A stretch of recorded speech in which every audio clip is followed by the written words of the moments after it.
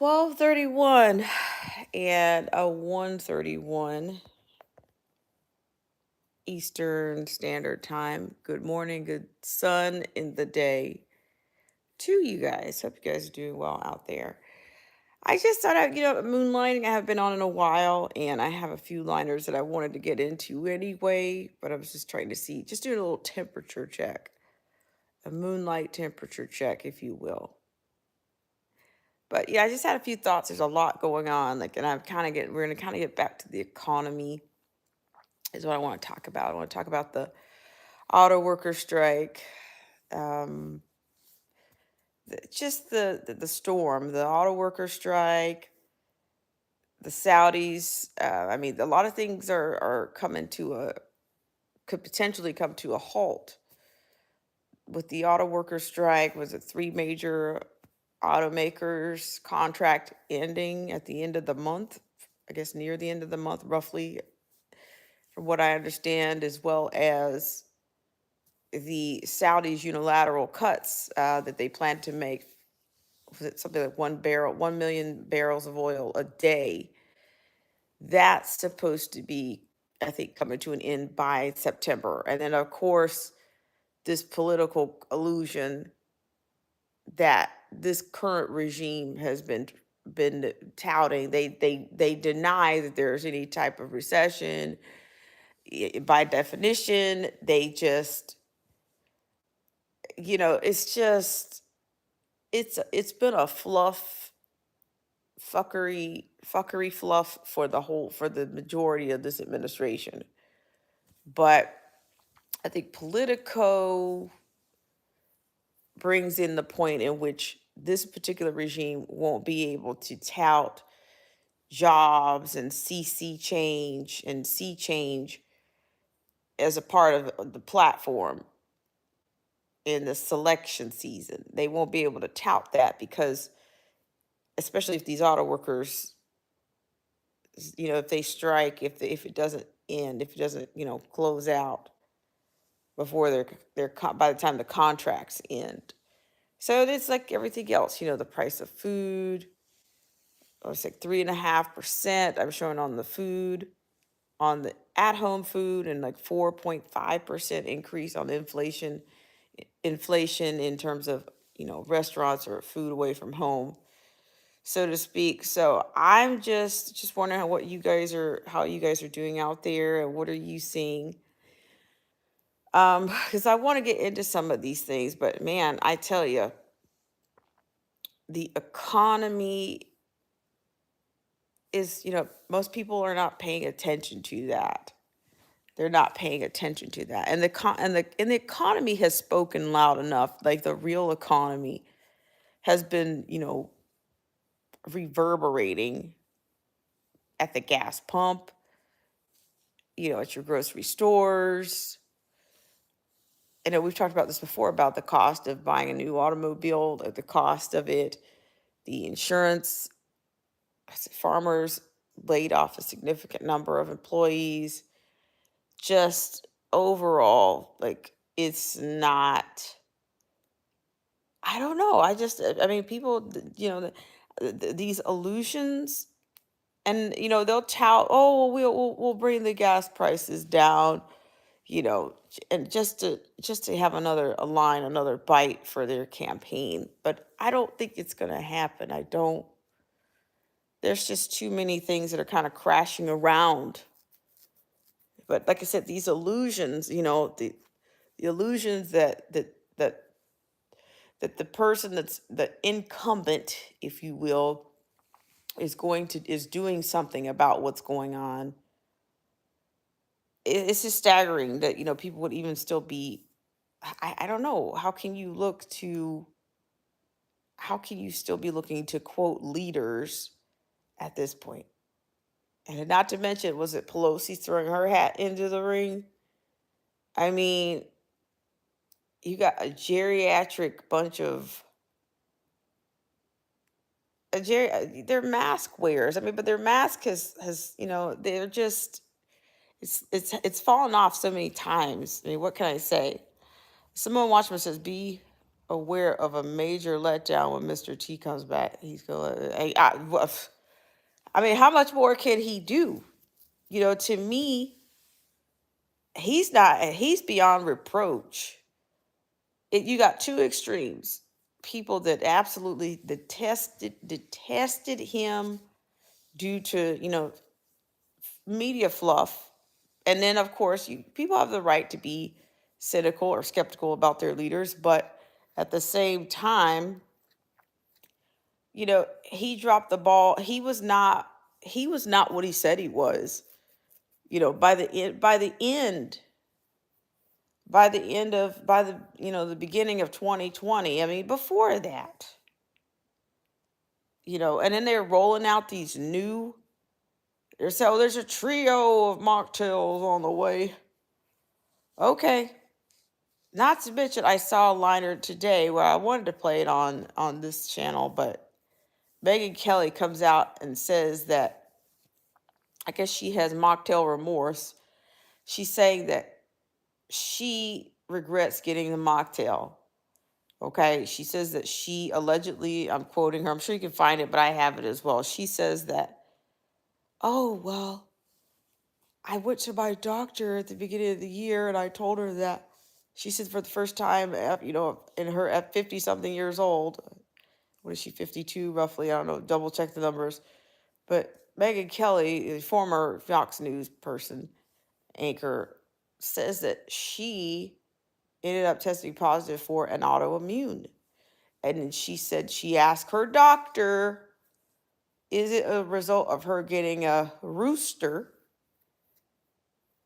and then catching the whoo a couple of weeks, 2 or 3 weeks after that? And then she said that her doctor said yes, that her case was not the only one that she had seen like that. But I bet you won't see that in a VAERS report. Okay, so Ms. Kelly, it took you that long to come out and say, did you officiate your report or your findings? But your doctor's probably not going to go on record for saying that.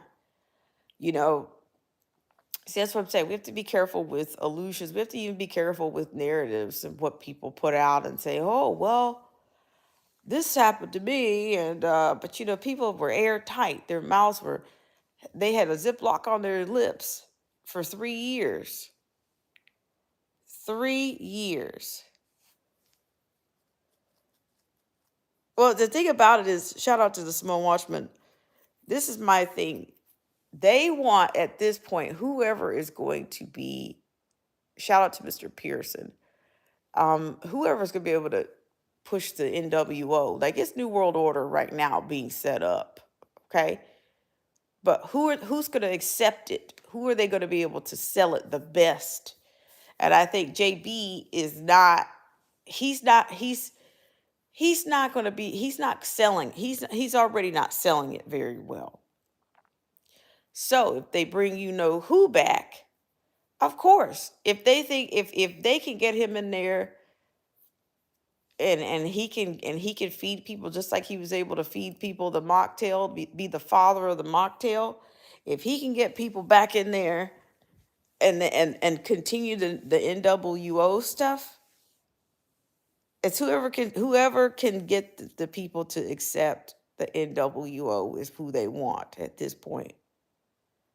Who will they accept it from? I mean, they accepted allegedly his warp speed stuff. So why wouldn't they accept?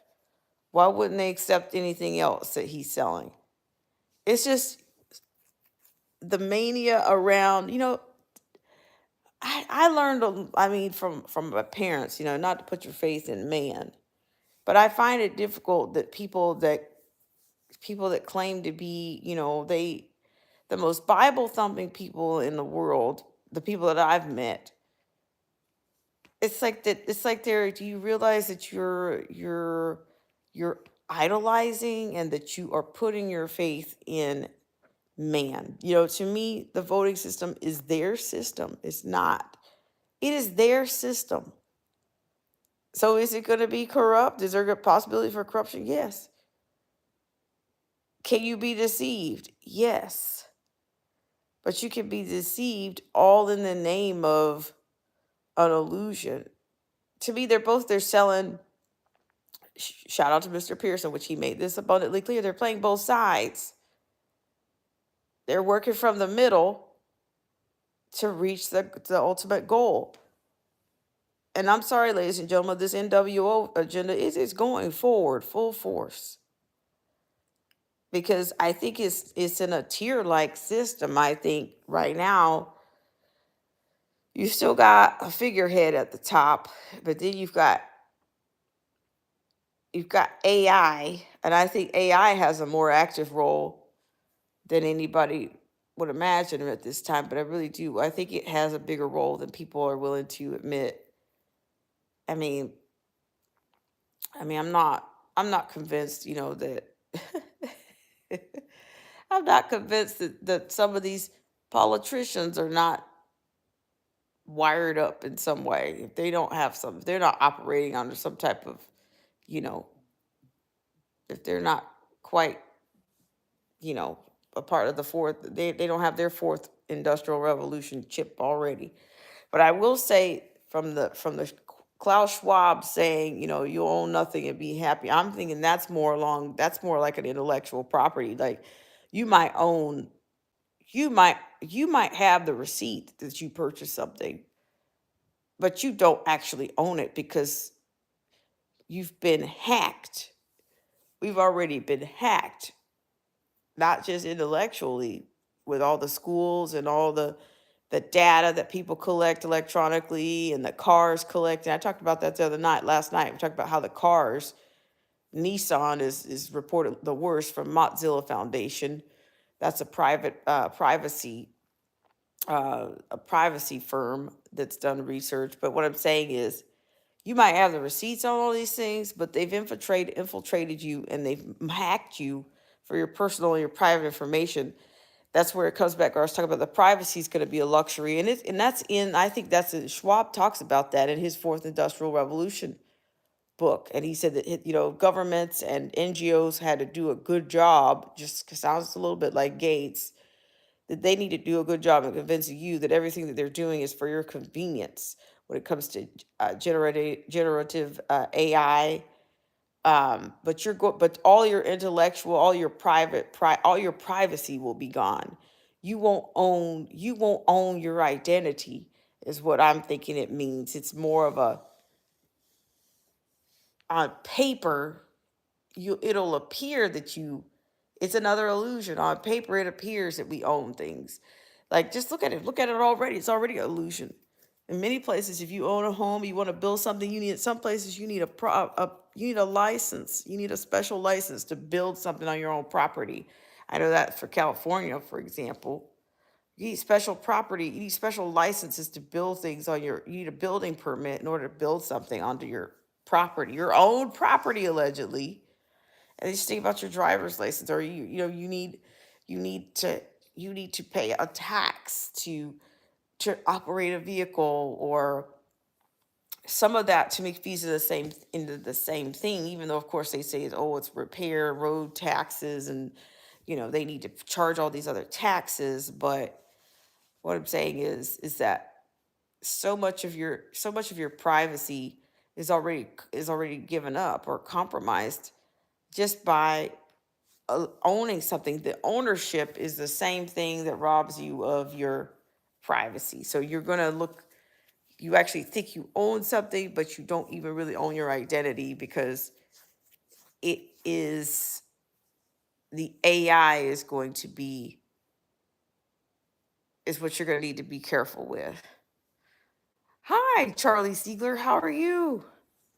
So yeah, so I'm just thinking, like, I think that it's more of a privacy thing, that you're not going to, like, you won't, like we talked about, how, I suspected that, we maybe have actual artists that are actually not artists they're in human resource, that they're actually, it's an AI, it's a generative AI that's mocking that's mimicking a Cher, uh, or a Lady Gaga, or I don't know, these Drake characters. Some of these people, Drake and all these people. I don't listen to these people, but I do hear what they call that auto tune, which is just a freaking robot to me.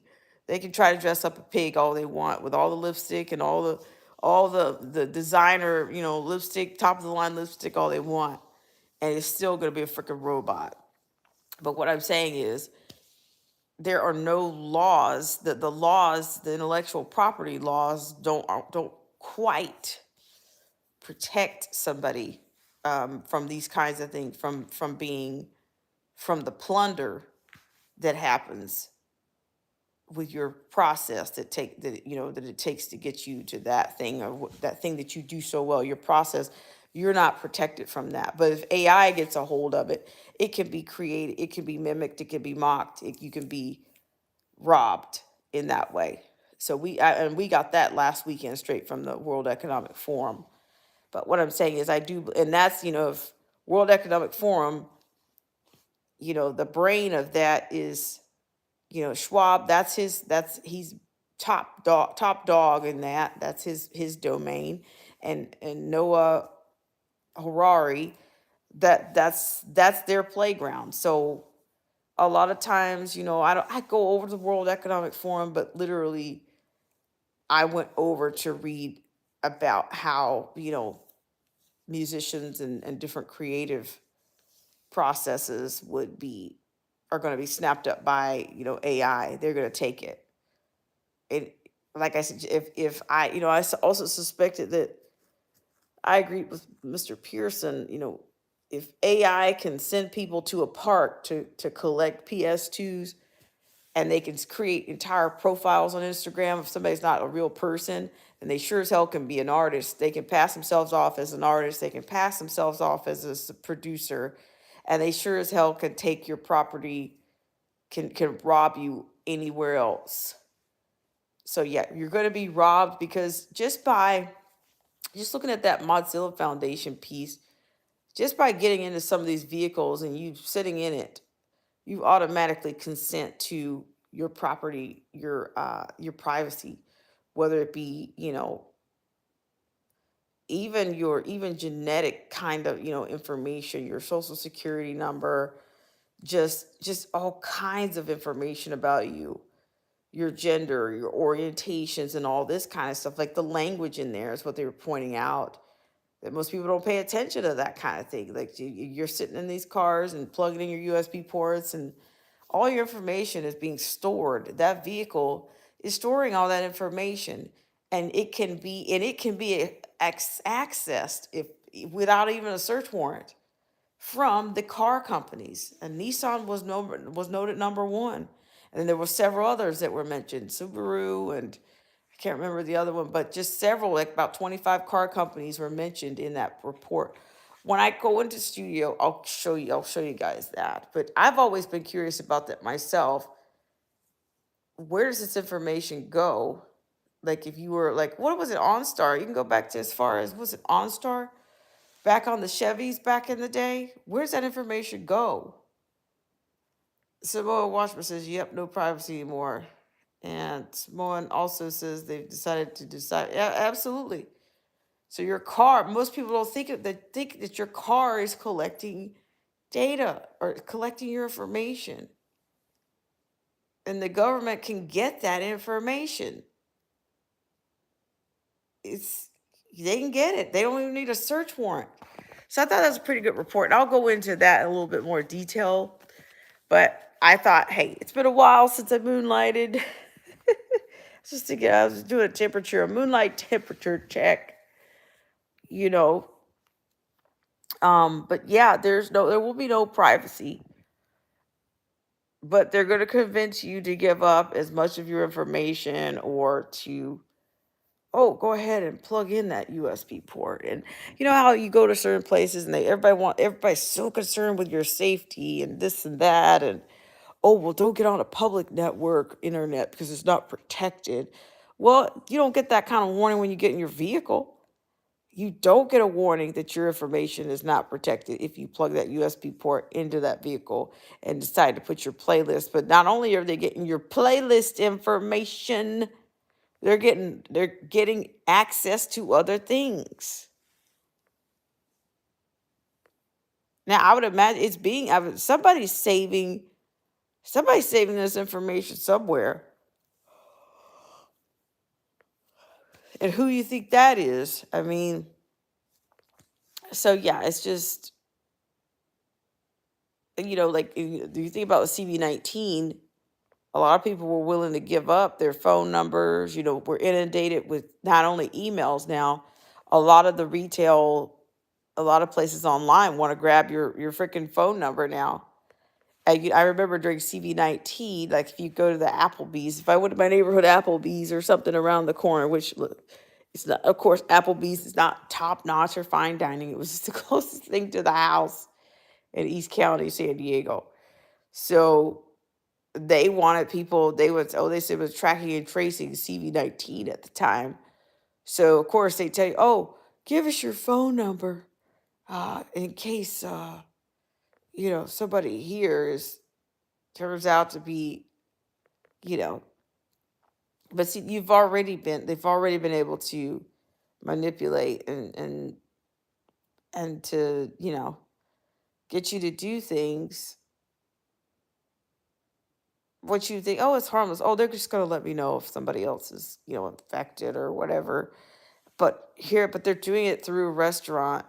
You're there to get a meal, but you're going to give up your phone number and whatever else they have listed for asking, whatever else they're asking you for, just so you can be safe, right? I mean, we've never been so unsafe with all these safety measures. How compromised and how unsafe are things if everything is about safety? The amount of two-step processes that they want you to do to get online or to get on the computer. Let's check this. Oh my gosh, Google is absolutely the worst because they make sure that they never let you go. If you use another device or you go somewhere else, and maybe it's helpful, but honestly, how if I can remember some years back, I had a Netflix account, and somebody in San Diego had signed on to my Netflix account, or in Florida or some strange place. But I still had to run that down and to catch and detect it all. Nobody did it for me. All the safety measures and the two-step processes and 500 emails and authentication processes, none of that stopped somebody from just simply using my Netflix account in another state that I wasn't in. It didn't stop them. It's not going to, what, even those services that you can pay for, LifeLock and all this stuff, it's still not going to tell when something's happening to you in real time. If somebody in Hawaii is using your card and you're in California, you're still not going to know about it until you either go to the bank or until you look at that statement, until you check that account. They're not, it's like, to me, they miss the most important things. When something is happening, it's not happening to you until you found out for yourself that it's happening. You're not getting all this protection and safety, that high level of safety they keep touting. So I'm just saying, I just think it's about siphoning off. They've been tracking, they've been tracing, we've been tracked and traced, minus CV-19. That's their new way of saying, okay, justifying, okay, well, let's tell them we're going to track and trace for CV-19, but in fact, they've been tracking and tracing you all along. There's a paper trail everywhere. I mean, there's a digital footprint. Let's use their language. Digital footprint everywhere, even from your swipes at the gas pump. You've been digitally tracked.